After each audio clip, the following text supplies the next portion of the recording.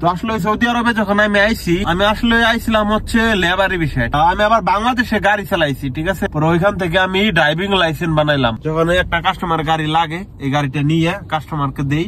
আবার আর একটা গাড়ি যখন আসে, আপনারা ড্রাইভিং বিষয়ে সৌদি আরবে আসতে পারেন, ঠিক আছে। আসসালামু আলাইকুম গাইস, কি অবস্থা সবার? আশা করি সবাই ভালো আছেন। আমি কিভাবে সৌদি আরব ড্রাইভিং কাজে আসলাম, আপনারা অনেকে প্রশ্ন করেন যে ভাই আপনি সৌদি আরবে কিভাবে ড্রাইভিং কাজে গেলেন, আমাদেরকে নেন, আমরা কিভাবে আসবো। আসলে আমি কিভাবে আইছি এটা অনেক বড় একটা কাহিনী, শর্টকাট আপনাদেরকে বলে দেয়, ঠিক আছে, তাতে আপনারা ড্রাইভিং বিষয়ে সৌদি আরবে আসতে পারেন। তো আসলে সৌদি আরবে যখন আমি আসলে আইছিলাম হচ্ছে লেবারি বিষয়, ঠিক আছে। লেবারি বিষয়ে আইসে তারপরে আমি আবার বাংলাদেশে গাড়ি চালাইছি, বাংলাদেশে ড্রাইভিং করতাম, প্রাইভেট কার চালাইতাম।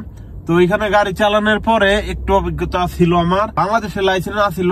সৌদি আরবে যখন আমি আসার পরে যখন আমি লেবারিতে কাজ করলাম, আমাকে কোম্পানি গাড়ি দেয় নাই। পরে ওইখান থেকে আমি ড্রাইভিং লাইসেন্স বানাইলাম। আল্লাহর রহমতে যেখানে আমি আসছিলাম সেখানে একটা ড্রাইভিং স্কুল আছিল, ড্রাইভিং যে লাইসেন্স বানায় সেটা। ওইখান থেকে ড্রাইভিং লাইসেন্সটা করছি, কইরে তারপরে আপনার যে কোম্পানিতে ছিলাম আমি, সেই কোম্পানি থেকে 1 বছর পর আরেকটা কোম্পানিতে চলে আসলাম।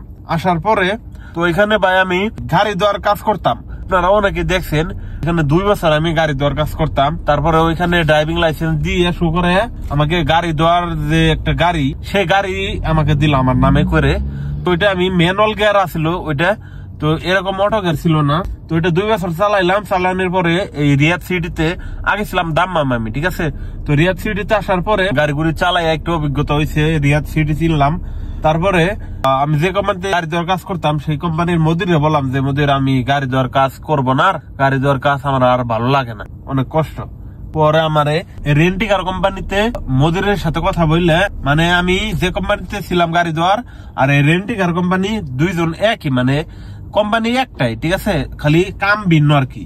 পরে আমাকে মদিরে বললো আচ্ছা তোরে রেন্টিকার কোম্পানিতে মদিরের সাথে কথা বললে আমি ওইখানে তোরে ট্রান্সফার করতেছি। পরে আপনার 2 বছর কাজ করার পরে যখন বললাম মদিরে, তার 1 সপ্তাহ পরে আমাকে বললো আজকে তোর কাম শেষ, এখানে তুই ওই কোম্পানিতে চলে যা। আল্লাহর রহমতে এই কোম্পানিতে আসলাম। আসার পরে এই যে দেখেন এখন এই যে এরকম গাড়িগুলা, যখন একটা গাড়ি ভাড়া যায়, এই গাড়িটা ধরেন এরকম এখানে দিয়ে রাইকা দেই। তো ওই যে ধরেন একটা গাড়ি রাইকা দিছি, এরকম একটা গাড়ি রাইকা দেওয়ার পরে যখন একটা কাস্টমার গাড়ি লাগে, এই গাড়িটা নিয়ে কাস্টমারকে দেই। আবার আর একটা গাড়ি যখন আসে, এই গাড়িটা আসছে, তো এখন এই গাড়িটা বাইরে রাখলাম। এখন আমি হাইটে হাইটে চলে যাবো অফিসে, ওই যে এখানে অফিস আমাদের ওই যে সামনে। তো যাই হোক, এরকম করে অনেক কষ্ট করে তারপরে আমাদের এই কোম্পানিতে আল্লাহর রহমতে এখন জয়েন হয়েছি। তো সবাই দোয়া করবেন আমার জন্য। সৌদি আরবে যদি আপনি আসেন, আসার পরে এক কোম্পানি থেকে আরেক কোম্পানিতে যাওয়া অনেক কষ্ট, ঠিক আছে ভাই। কে আছে ভাই আপনাকে ফ্রি কেউ করে দেবে না, টাকা ছাড়া কেউ নড়েও না ভাই। আপনি সৌদি আরবে যখন আসবেন প্রথমে ভাই বা চিন্তা একটু ভালোভাবে আসবেন, তাহলে সমস্যা নাই, ঠিক আছে। ওকে, ভালো থাকবেন সবাই, আল্লাহ হাফেজ, ভাই।